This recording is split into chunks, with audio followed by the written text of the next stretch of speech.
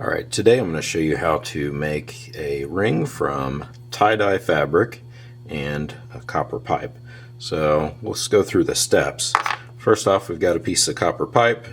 We're going to cut it to the width that we want. Then we're going to cut it down the middle, flatten it out, drill a hole in it, cut it to the right length, overlap those lengths. We're going to solder that together.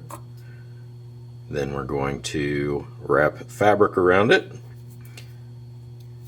wrap tape around that, and then we're going to use a special type of glue to essentially turn that into a resin. Sand all that off, and then again eventually we'll get to this.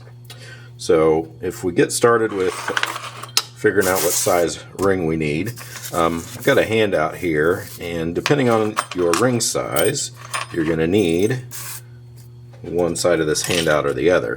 So this is a ring sizer. I'm not making this ring for myself, so I do already know the size, and I'm going to need a 7. So if we look at the ring size, I'm going to try to turn it so you can see. We've got the little numbers on there. There's a 7. Now the one just above that is a 7.5, and I can tell that's a 7.5 because it's got a little dash in front of it. So hopefully you can see that little dash in front of it. That shows that it's a 7.5. So that tells me which size of, or which side of this paper I need. So this size is for size 9 through 14.5. And if I were doing that, I need this big old 1-inch pipe. I'm using size, or I need size 3 to 8.5. So I'm going to need this 5/8 inch pipe. So first thing I'm going to do is write down the actual size. Now when we overlap the joints on these, and then we add the clear coat, it's going to add some thickness to it. So I actually want to make this ring, as I'm forming it, a little bit bigger. So I'm going to make it a 7.5. So I've got that on the ring sizer here. I've got the right size piece of pipe. The other thing I need to do is make a mandrel. So this is a step mandrel, and it's got the sizes along here, and each one of those corresponds to the ring sizer. So I don't have enough of these for everybody, so we're going to make our own mandrel. So first thing you're going to do is find a piece of pipe or a wooden dowel, and we're going to add tape to it until it's the right size. So you can see I've just wrapped tape around, and then I went ahead and labeled. So this side was a 7, and again I just neatly wrapped tape around that until this is a size 7.5. So I've got my 7.5 ring size, and you can see that fits on nice and snug. That's my goal there. So you can create your own mandrel like that. So once you've done this, make sure you keep it in your cabinet. Alright, so I've got my mandrel. Next thing I'm going to do is cut my piece of pipe. So if we look at kind of the different ring thick or widths that we have here, a 1/4 inch is really about as skinny as I can get it with the pipe cutter that we have. And then we have 3/8 and then a 1/2 inch. So 1/2 inch is probably the widest that you would want a ring to be. And if we go wider than that, the glue has a hard time getting into all that fabric. So this ring is not for me, it's for my lovely wife. So I'm going to cut the thinnest piece I can at 1/4 of an inch. So let's do a little bit of measuring.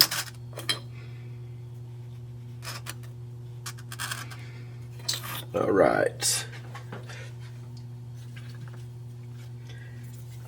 so again, the smallest that I could make my ring is 1/4 inch. You could also go to 3/8 of an inch. That would be all the way from there to there. Or you could go with 1/2 inch, and that would be all the way from there to there. So decide on your width, take that measurement and transfer it to the pipe. So I'm just going to line this up, and just one spot, mark that, and that will be enough. Alright, so the pipe cutter works by rotating the pipe through here, and it will slowly cut that. So first thing I'm going to do is just open this up just big enough for my pipe to fit in there. Okay. Next thing I'm going to do is really make sure that it's lined up right. So there's 2 rollers on this side, and the pipe's got to be equally on those. And then the wheel, little cutting part, is going to be lined up with my mark. So I'm going to just snug this up till it's barely touching. Make sure everything's held in there, and so it's not falling out. Now I'm going to just give it like 1/8 of a turn on this end to tighten this up and slowly push it that way. If you just really go overboard with it, you're going to actually crush the pipe, and that pipe will not be able to be cut. So just snugged up. Now the other problem tightening it up too much can have is it will cause this wheel to kind of cut at an angle, and that'll cause it to spiral. So I've got it just up against it, and I'm going to spin it one time, and I'm watching to make sure that the scratch that it's making is even all the way around and not wandering around. Once I've done that all the way around once, I'm going to give it another like 1/8 of a turn on the handle to tighten it up a little bit more. Spin again, really check and make sure it's not wandering around. Another spin. Should be in the groove now, no problems. Go around once or twice, tighten it again.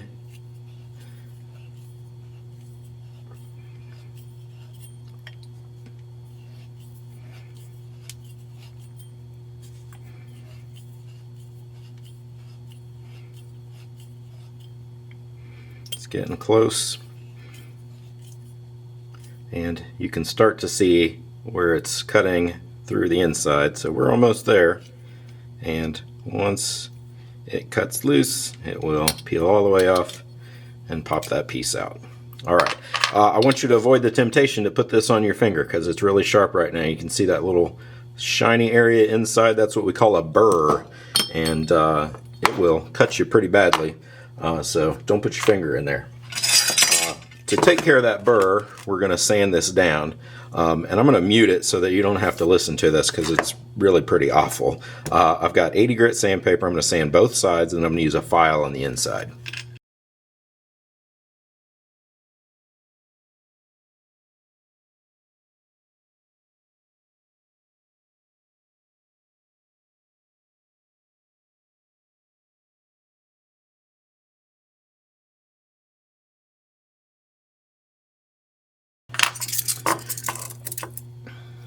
There are a few different files that you'll have in there, and a lot of these you don't want to use on the inside. So for example, this one, which is a triangle shape. Hopefully you can see that when we look at it from the end. But all these are good. This one's rounded on both sides. That's fine. We've got this one that's just round, this one that's kind of an oval. This one is round on one side and flat on the other side, so I could use one side of that. So that's the one I'm going to use here, and I'm just going to take it across here, spin it all the way around, and get rid of that little burr in there, and then I'll sand it one more time with the 80 grit.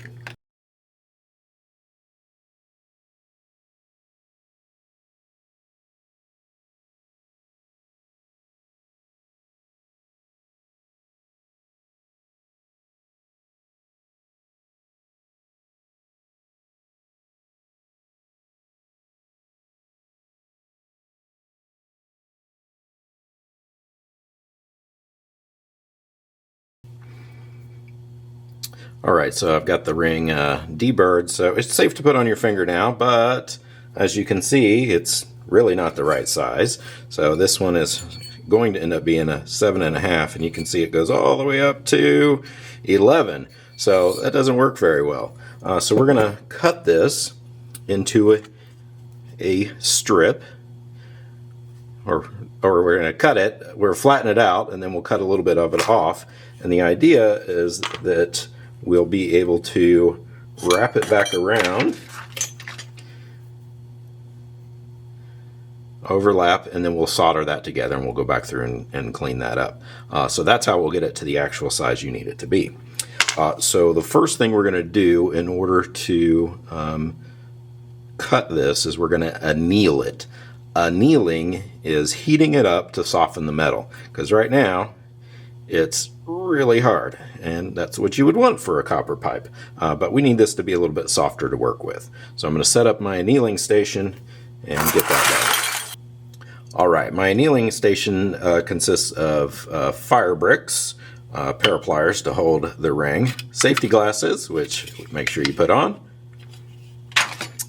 and then I've got a torch that I'm going to heat it up with, and a cup of water to quench it in. So to use the torch, this is the safety mechanism on the back here, so I'm going to slide that down and then push the button. If it doesn't light, do it again. And again, every time you let go of the trigger, you have to remove the safety again.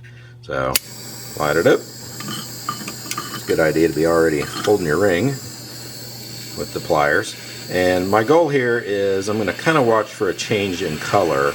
I know when it kind of turns gray that it is all the way annealed, and the spot where the pliers are holding it are kind of the last part that kind of really get hot enough, because the pliers kind of suck the heat out of there. But you can see, hopefully, how it's changing color. So right when I'm on it, it's kind of copper colored. When I take it away, you can see that it's kind of changed to that gray color. And right around the pliers, need a little bit extra. Alright, once I've got it heated up pretty good, and again you can see the color has changed, then I'm going to quench it in the water. Always makes a satisfying sound. Once you quench it in water, it is perfectly fine to handle. It's not hot anymore. So now I'm going to dry this off, and I'm going to draw the line where I need to cut this. After annealing, you can see that now I can squish it easily, which you really don't want to do, but just showing you, for example, what it actually did. So now I'm going to draw a line on here that shows me where I need to split this ring.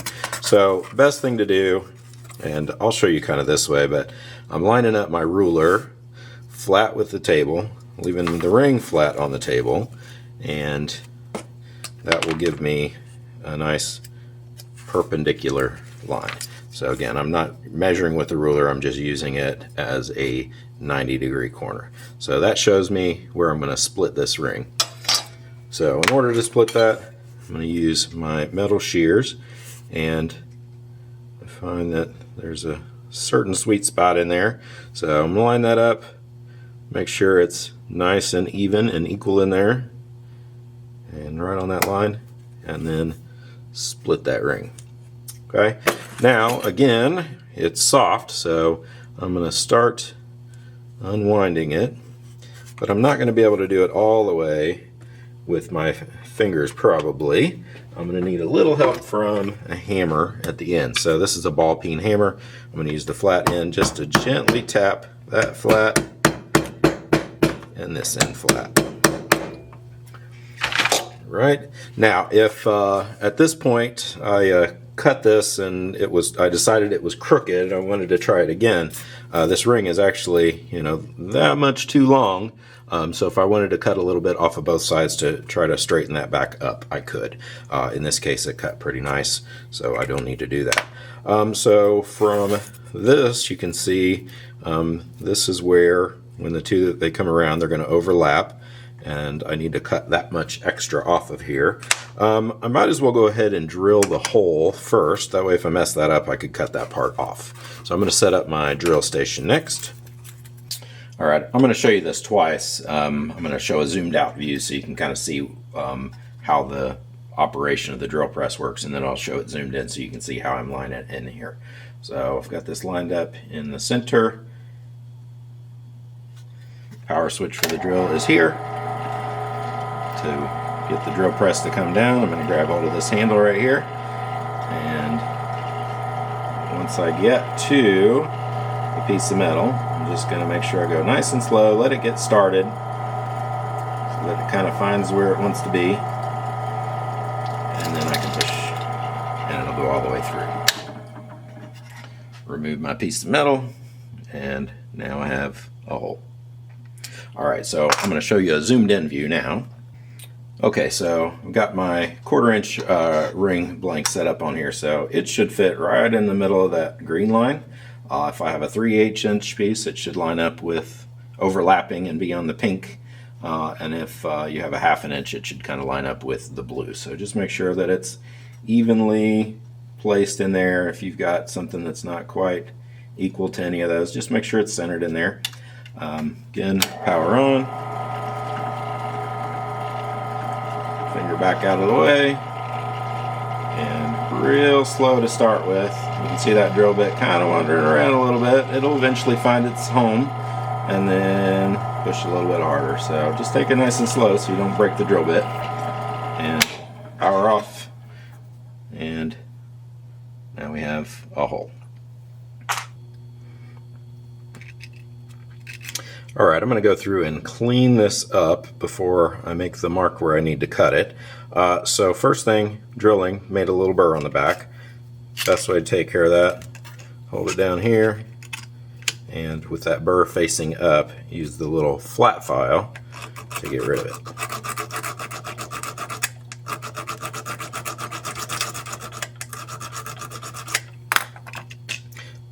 Next, I'm just going to take some 100 or 120 grit sandpaper and clean it up.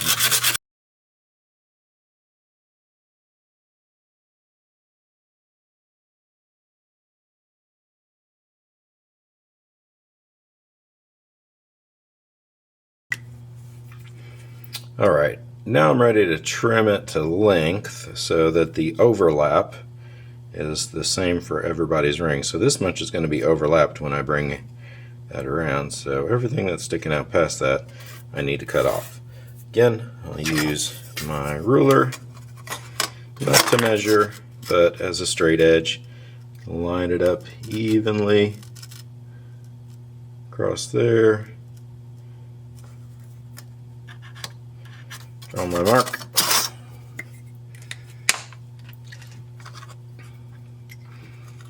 And cut that extra off with the shears. Alright, so I'm ready to form the ring around my mandrel. And again, made sure to label this one so I know which end to use. And I'm going to make sure that the part with a hole in it is on top. So I'm going to start with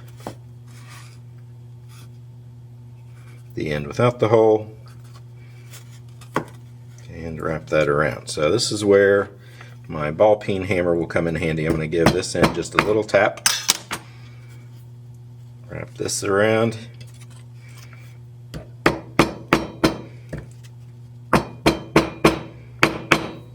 tap that, and go ahead and mark where they go together. And it's okay that it springs apart a little bit right now. We need to put some flux in there so that we can solder it back together. Alright, I'm back at the soldering station. Important to have pliers, solder, paste. This is the flux that will help the metal stick. This is the soldering wire. And I'm going to make sure to spool out a little bit so that I can touch it while it's hot. Got my safety glasses on, and got my cup of water for quenching. So first thing I'm going to do is just barely pull the ring apart, and I'm going to apply solder where these two go together. So on the front here, try to get that to focus. So on the front here and on the back on that side.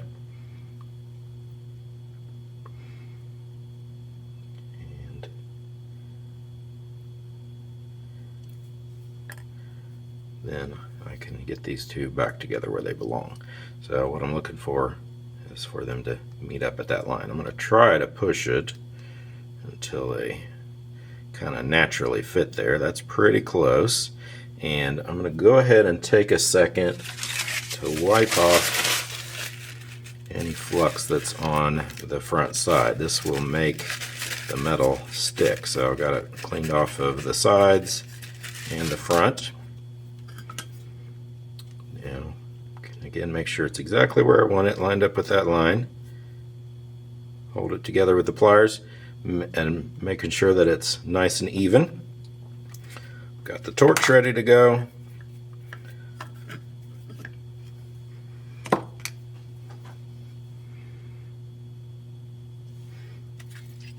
Safety off. And as I heat this up, I'm going to kind of give it like 10 count. And I'm about an inch away. Okay, that's about 10.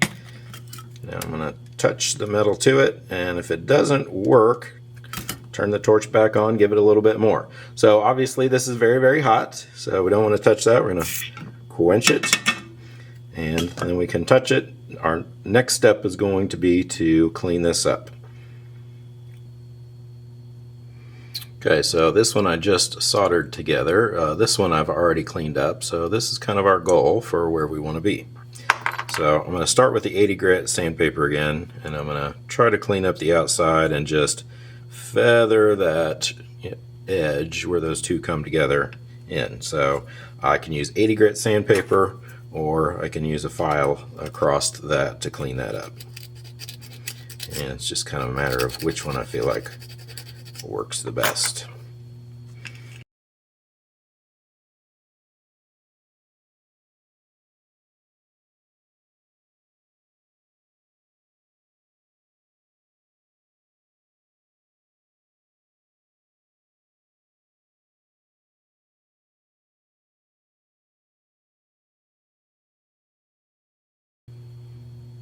Seems to me that the 80 grit sandpaper works pretty well.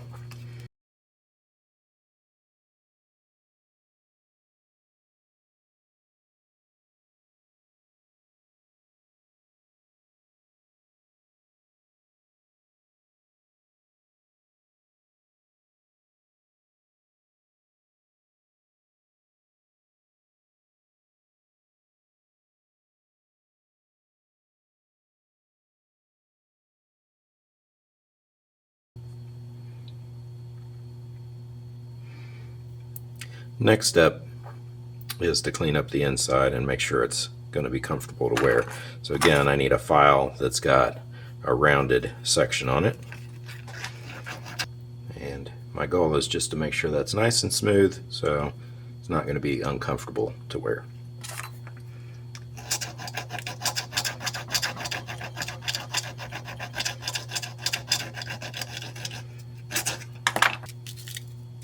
Last step for sanding. I'm going to go ahead and get the inside as pretty as I can make it, because it will be pretty much locked in looking like it is when we add the glue. So I've got some 120 grit sandpaper, and I'm going to spin that around the inside and clean that up.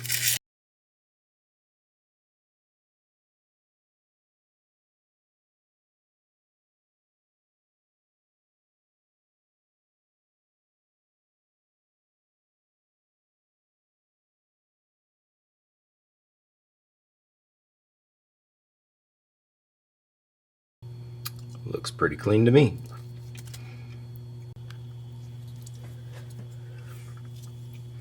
Alright, the next step is adding fabric around it. So we're going to add a strip of fabric around it. Then we'll apply this special super glue, and then we'll peel that off and then sand down, and then again, obviously it will get a lot uglier before it gets pretty. So let's start with our blank, our ring blank. So I know that I need a little bit wider piece of fabric just so I don't have to worry about lining it up as much. So I'm on my fabric cutting mat.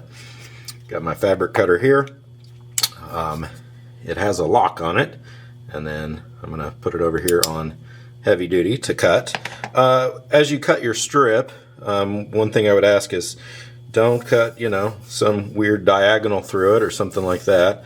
You don't have to necessarily just cut off of the end, but if you're cutting, make sure you're cutting in a parallel line so that it doesn't mess it up for everybody else. If you've got your own fabric, do what you want. But if you're using my fabric, make sure you're not wasting it. So I'm just finding a spot that I want in here. And as I look through here, I feel like that would be just too much purple, and I'd like a little bit of variation in here. So I am going to cut off a little bit of the end there and save that for somebody else if they want all purple. So I'm going to kind of use my ring as a guide here, and I'm going to cut off this much right here. So to use the fabric cutter, I've got the wheel unlocked, and it is a razor blade, so be careful. Again, only on the fabric cutting mat. I'm going to push down pretty hard using the ruler as a straight edge, and hopefully, yay, that piece comes right off. As far as length goes, the maximum you'd probably need would be like just a little over 7 inches if you've got one of those really big rings. But for the small rings, you just really only need enough to wrap around twice. So once and twice. So for a smaller ring, really, 6 inches would probably be enough fabric. So next thing I'm going to do is zoom in and line this up so you can see how I'm measuring the width that I need. So here's my ring, and I've got it lined up so there's about 1/8 of an inch extra on one side. So hopefully you can see that, and again, you can use a second ruler to measure that, but I just want a little bit hanging out on both sides so I don't have to be too particular about lining this up. Once I've got that lined up and I'm sure that it fits on both ends, I'm going to cut that strip. Right, and again, if it doesn't quite come all the way loose, I can use just a pair of regular scissors to finish that off. Avoid just back and forth with this to try to cut that. Alright, again, like I said, I need just enough to go around this twice. So that means I've got some decisions to make about, what part of this to use. So if I take the blue off of this side, and again, I can just use regular scissors for that. Line it up on my ring here. And bring it around.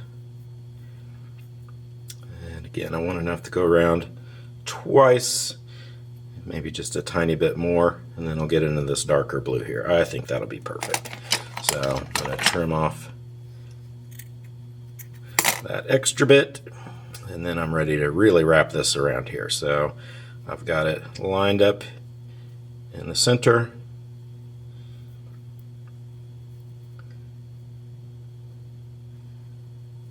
Sure, I'm trying to get the equal amount of overlap on both sides. I'm not pulling it super tight, but I really don't want it loose either. And that's what I've got. So just make sure it lines up. I've got a little bit of fabric hanging out on both sides. Now I'm going to use some really wide tape to tape this together. And this is where my buddy comes in handy. Put it across there.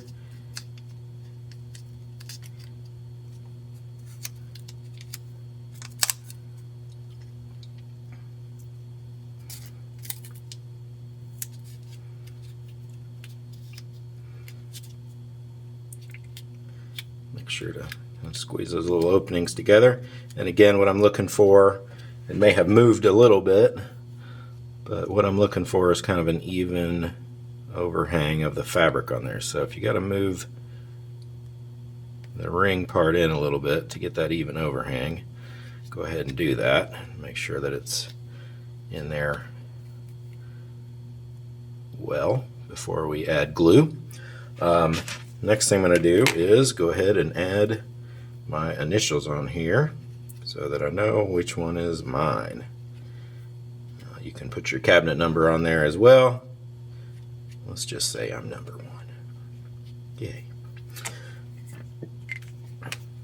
So let's get started adding the glue. When we add the glue, we're actually going to do it in the spray booth. So important things for that in the spray booth. Number one will be some rubber gloves. You'll find newspaper in there and a bottle of the thin super glue. So technically you really only need one rubber glove because you should only be holding it with one hand, but sometimes the bottle will leak a little bit. Other thing we need are safety glasses, so make sure you have those on as well. And to remove the cap off the super glue, just the white part comes off of there. And I'm going to hold it like this, and you'll actually see some fumes and smoke coming off of this thing. That's why we do it in the spray booth. So what I'm doing is using the tape as a little ledge and trying to hold it just at enough angle that it will soak into the fabric. And it's going to run over the side of the ring and everything, that's fine. Add some from this side. And my goal is just to kind of keep it moving. If I stay still in one spot too long, it's going to stick to my gloves. And again, this stuff is really strong smelling, so make sure you stay back away from it. And again, we might even see a little bit of smoke off of it. And I'm going to just keep this moving around. And once the puddle is gone, I'm going to add a little bit more.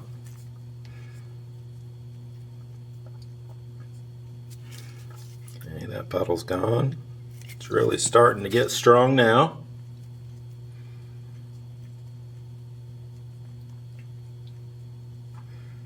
So make sure, if you're doing this at home, really well ventilated area. If you don't have something to vent it away from you, like a fan or something like that, it's bad.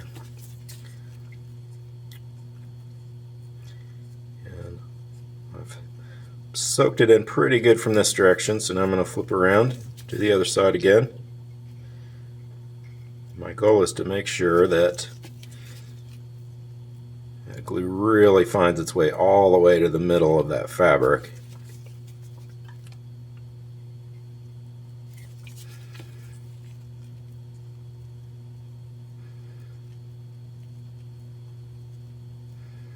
Okay, puddle's gone. Add a little bit more.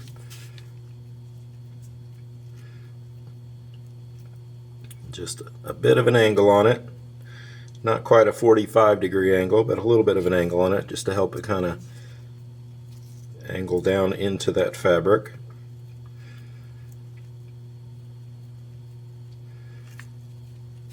Okay, little puddle's gone.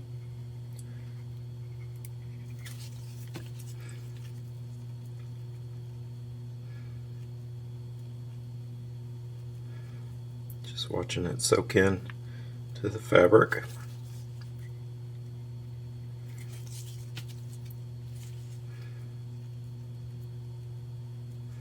And you'll probably spend about 5 minutes working on this.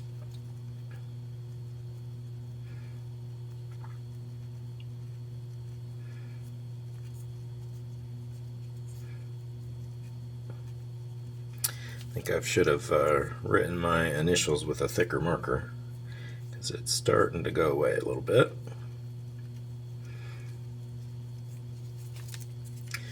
Okay, this side's looking good.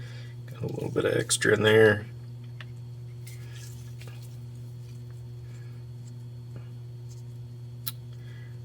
Alright, that should be good. It's been adding for about 5 minutes. So now my job is to let this dry. So I'm going to leave that in the spray booth to dry, off to the back. And again, make sure that I can see my initials on there at least a little bit so that I don't grab the wrong one. So make sure the initials are facing out. Leaving that in the spray booth to dry. And that's going to need to dry for 24 hours before we can do anything with it. Go team!